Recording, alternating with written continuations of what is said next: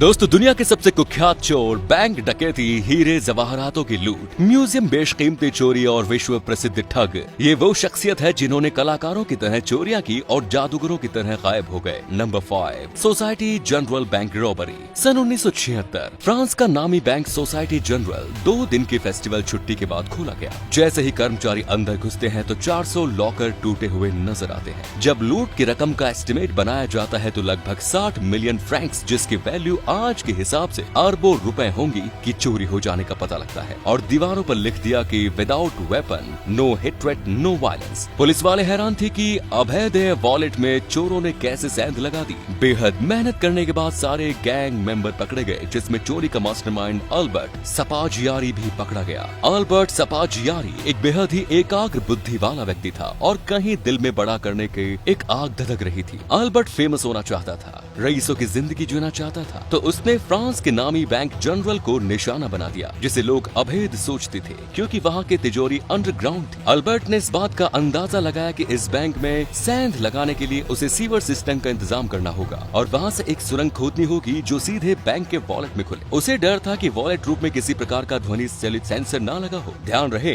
हम 1976 की बात कर रहे हैं, जब सीसीटीवी कैमरों का अस्तित्व नहीं था। अल्बर्ट ने प्रोफेशनल गैंगस्टर की टीम को हायर किया और बैंक के पास ही मौजूद सीवर से बैंक के अंडरग्राउंड वॉलेट तक सुरंग खोदी, जिस काम में उन्हें 2 महीने लगे। और 2 दिन की छुट्टी के दौरान उसने अपनी टीम के साथ बैंक को लूट का अंजाम दिया। अल्बर्ट सपाजियारी की इस शातिर बैंक रॉबरी ने कई ऑस्कर हॉलीवुड फिल्मों को आइडिया दिया। Number 4, Frank William Abagnale. April 27, 1948 ये वो दिन था जब एक ऐसे शख्स ने जन्म लिया जिसने आगे चलकर अमेरिका के फ्रॉक प्रोटेक्शन सिस्टम की धज्जियां उड़ा दी। हम बात कर रहे हैं फ्रैंक विलियम की, जिनके जीवन से प्रेरणा लेकर प्रसिद्ध film catch me if you can बनाई गई। महज 15 साल की उम्र में फ्रैंक ने पहली ठगी की। फ्रैंक के अंदर अपनी बात मनवाने का एक ऐसा गुण था कि लोग हर बार उसके चक्कर में आ जाते थे। उन्हें मॉडल जमाने का सबसे बड़ा ठग करार दिया गया। महज 21 की उम्र में फ्रैंक विलियम असाइनेबल ने खुद की 8 फर्जी आइडेंटिटी बनाई, 8 अलग अलग नाम से, 8 अलग अलग बैंक अकाउंट से, जिनमें किसी में भी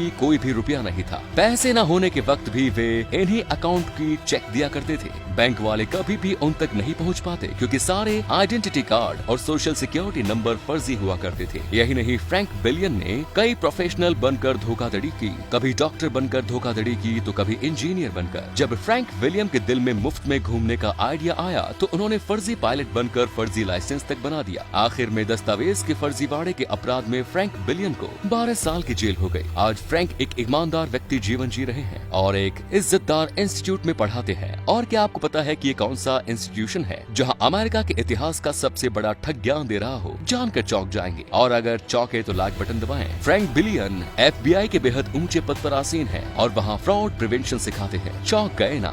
नेक्स्ट इज डैन कूपर। 4 नवंबर 1971 एक सुहाना दिन। एक व्यक्ति अमेरिका के पोर्टलैंड ओरेगोन से उड़कर सिएटल वाशिंगटन जाने वाले एरोप्लेन पर 2 टिकटें लेकर चढ़ता है। उसने अपना नाम बताया, डैन कूपर। फ्लाइट की हवा में जाते ही लगभग 40 साल के बिजनेस सूट पहने कूपर ने एक खूबसूरत एयर होस्टेस की ओर इशारा किया। होस्टेस आगे बढ़ी और डैन कूपर की तरफ झुकते हुए कहा, how can I help you sir? Cooper ने अपने सूट को हल्का सा खोल कर दिखाया और कहा, मेरे पास बम है, और एयर होस्टेस की ओर इशारा किया कि वो उसके बगल में बैठ जाए। और आपको याद है ना, कूपर ने 2 टिकटें खरीदी थी। उसके बाद जो कूपर ने किया वो अमेरिकी एविएशन इतिहास का सबसे मुश्किल हल नहीं किया जा सकने वाला एकमात्र प्लेन हाईजैकिंग कांड था।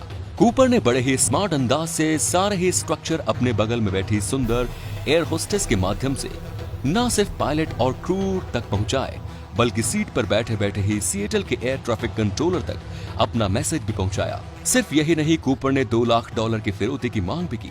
जब तक ये सिएटल एयर ट्रैफिक कंट्रोलर ने उन्हें $2 लाख, 4 पैराशूट, 2 ट्रक भरकर एरोप्लेन का ईंधन मुहैया नहीं करा दिया। उसके बाद डैन कूपर ने प्लेन को फिर से उड़ाने के आदेश दिए और प्लेन को जैसे तैसे निवाड़ा हवाई अड्डे में ऐसे ही उतारा गया। जब प्लेन की चेकिंग की गई तब पैसों से भरे बैग और 2 पैराशूट गायब थे। डैन कूपर प्लेन से कूदकर भाग चुका था। अब तक जिस नाम से इस शख्स को हम संबोधित कर रहे हैं, क्या वही उसका असली नाम था? कुछ भी पता नहीं चल सका। ये इतिहास के सबसे शातिर तरीके से की गई प्लेन हाईजैकिंग मानी जाती है। डीवी कूपर केमिस्ट्री के नाम से इंटरनेट और दुनिया भर में मशहूर है। Number 2, garden museum art theft. ये वाकया है 18 मार्च 1990 का। अमेरिका का इजाबेला स्टीवर गार्डन म्यूजियम, जहाँ 2 पुलिसमैन पहुंचे पहुंचे और वहां के गार्ड पर चोरी की कंप्लेंट मिलने का इल्जाम लगाया। दोनों पुलिस वालों ने गार्ड को हिरासत में लिया। बाहर बैठे दूसरा गार्ड ये सब देख रहा था। अभी पुलिस वाले बाहर आए और उस सहायक गार्ड को भी हथकड़ियां लगा दी। दोनों गार्ड अब बाहर हथकड़ी से बंधे थे और कई घंटों तक बंधे ही रहे, तब तक जब तक कि उन्हें पता नहीं चला कि म्यूजियम में सचमुच में डकैती पड़ी है और डकैती उन्हें हिरासत में लेने वाले पुलिस वालों ने ही डाली थी।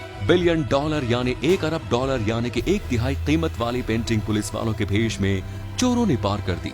पुलिस वालों के भेष में वो शातिर चोर ही थे जिनका आज तक पता नहीं लगाया जा सका। आज तक की हुई आधुनिक चोरियों में ये सबसे बड़ी चोरी थी। नंबर 1, हैरी विंस्टन डकैती। दिसंबर 4, 2008 पेरिस का विश्व प्रसिद्ध ज्वेलरी स्टोर। दुनिया के नामी फैशन आइकन इस ज्वेलरी शॉप से गहने खरीदना पसंद करते हैं। एक सुहानी शाम और 3 सुनहरे बालों वाली हसीनाएं और एक बिजनेसमैन टाइप जेंटलमैन आते हैं। ये शाम का वक्त होता है जब डोर बंद होने वाली होती है और जैसे कि आप ये जानते हैं कि हर प्रोफेशनल स्टोर मालिक यही चाहेगा कि वो अपने ग्राहकों का खास ख्याल रखे। वो स्टोर बंद होने के समय के बावजूद भी स्टोर मैनेजर इन जेंटलमैन दिखने वाले ग्राहक को अपनी पसंद की ज्वेलरी खरीदने का मौका देता है। पर तभी इन सुनहरे बालों वाली महिलाओं में से एक अपने बैग से 357 कैलिबर वाली गन निकाल लेती है। दूसरी महिला अपने हाथ में हैंड ग्रेनेड ले लेती है। तब जाकर हैरी विंस्टन वालों को यह एहसास होता है कि ये सुनहरे बालों वाली औरतें असल में मर्द हैं और स्टोर डकैती का शिकार हुआ है। हैरी विंस्टन पर उस दिन किसी आम चोरों ने डाका नहीं डाला था,